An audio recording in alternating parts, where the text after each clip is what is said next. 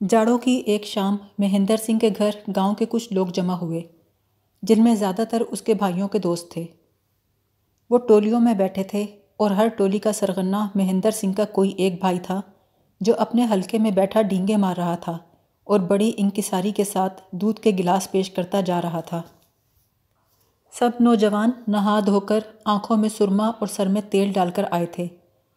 انہوں نے اپنے بہترین بھڑکیلے لباس اور رنگے ہوئے چمڑے کی جوتیاں پہن رکھی تھیں۔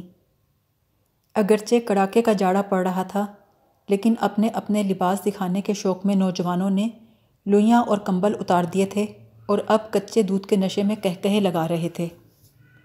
مہندر کا بڑا بھائی جوگندر سنگھ، جو آج رات کا دولہا تھا، اس نے سفید ریشم کا لباس پہن رکھا تھا۔ اسے مہمانوں کی دیکھ بھال کے سلسلے میں بار بار باہر جانا پڑ رہا تھا، لیکن کیکر کی شراب کے نشے میں اسے سردی کا احساس نہ تھا۔ ساتھ والے کمرے میں جہاں بھوسا بھرا تھا، خالی جگہ پر چٹائی بچھا کر کچھ کسان بیٹھے ہوئے تھے۔ درمیان میں شراب کی مٹکی دھری تھی۔ جوگندر سنگھ نے دروازے پر آ کر کبڑے جلاہے سے کہا، 6 ماہ بعد یہ مٹکی نکالی ہے آج کے لیے۔ یہ تیرے دادے سے بھی بڈھے کیکر کی ہے، تھوڑی پی کبڑو۔ تھوڑی دیر بعد جوگندر سنگھ کی بیوی جو دروازے کے سامنے سے گزری تو اس کے منہ سے چیخ نکل گئی۔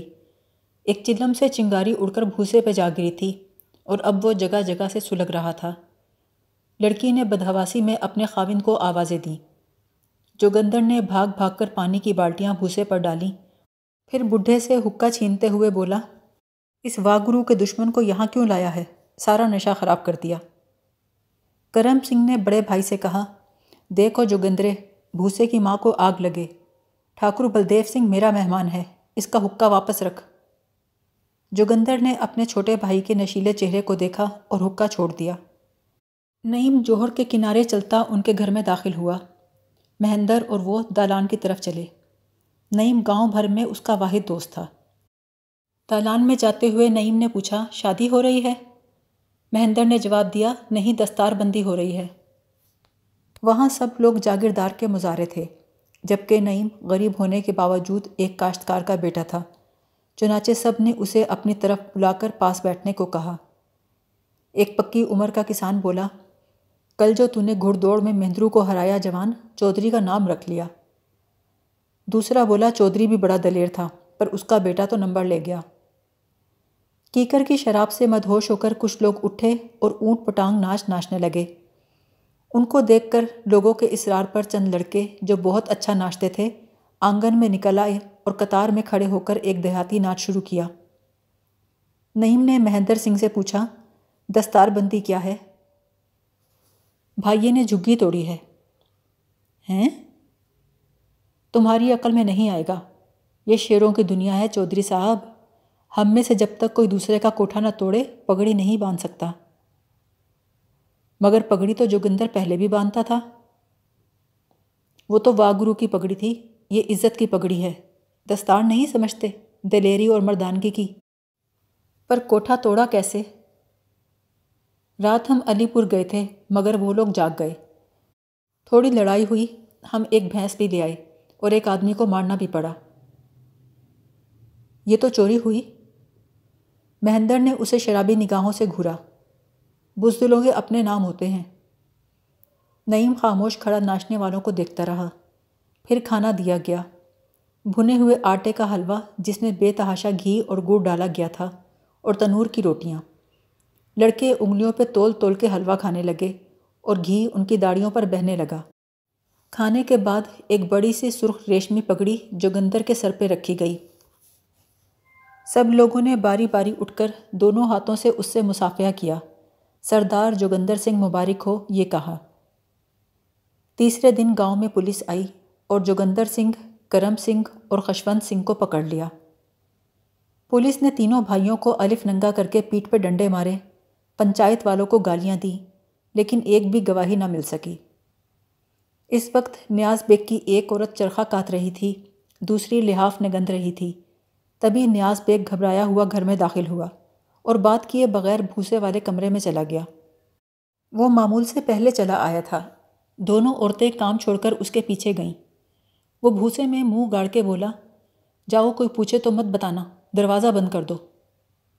اس کے رخساروں کی ہڈیاں نمایاں ہو گئی تھیں اور اس کی سودائی آنکھوں میں خوف تھا۔ چھوٹا لڑکا بھاگتا ہوا آیا، پولیس آئی ہے۔ دونوں عورتوں نے جھٹ سے دروازہ بند کیا اور آگے چرپائی کھڑی کر کے اس پہ لحاف پھیلا دیا، پھر صحن میں خاموش بیٹھ کر انتظار کرنے لگیں۔ ان کے گھر کا سارا کام رک گیا تھا۔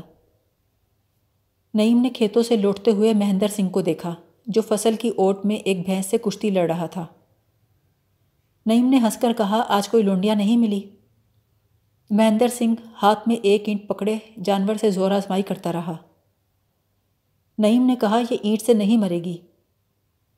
وہ دانت پیس کر بولا، چپ رہو سور۔ وہ بار بار اس کی گردن کو بازو میں لے کر اس کے ہونٹ کھولنے کی کوشش کر رہا تھا، مگر سست اور طاقتور جانور ایک ہی جھٹکے سے اسے دور پھینک دیتا۔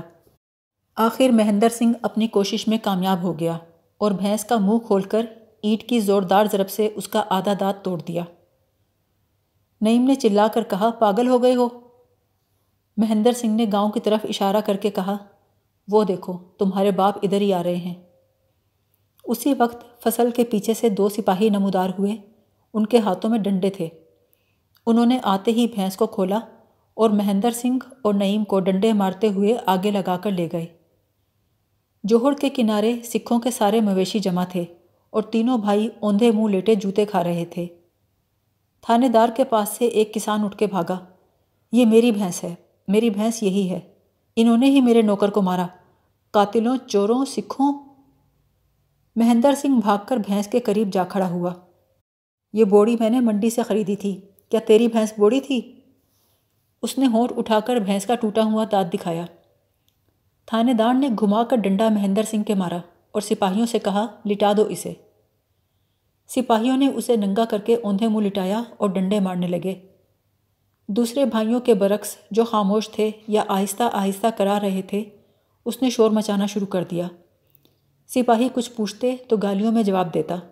تھانے دار نے گرج کر کہا، اسے دھونی دو۔ انہوں نے درخت کی ٹہنی سے اس کے پاؤں باندھ کر اسے الٹا لٹکا دیا، پھر سرخ مرچ کو آگ لگا کر اس کی ناک کے قریب کیا۔ وہ گھبرا کر چلایا، میں بتاتا ہوں، مجھے کھولو۔ جب انہوں نے دھواں پرے کیا تو وہ چھینکے مارنے لگا، چھینکے ختم کر کے خاموش ہو گیا۔ تھانے دار کے بار بار پوچھنے پر بھی چپکا لٹکا رہا، پھر اچانک اس کے کان کے قریب منہ لے جا کر چیخا، میں نہیں جانتا تیری ماں کو کون لے گیا۔ گاؤں کے لڑکے جو کھڑے تماشا دیکھ رہے تھے ہنسنے لگے۔ اسے دوبارہ دھونی دی گئی، وہ دوبارہ چھینکے مارنے اور بچوں کی طرح رونے لگا، یہاں تک کہ چلاتا چلاتا بے ہوش ہو گیا۔ شام کے وقت پولیس کوئی ثبوت برآمد کیے بغیر واپس چلی گئی۔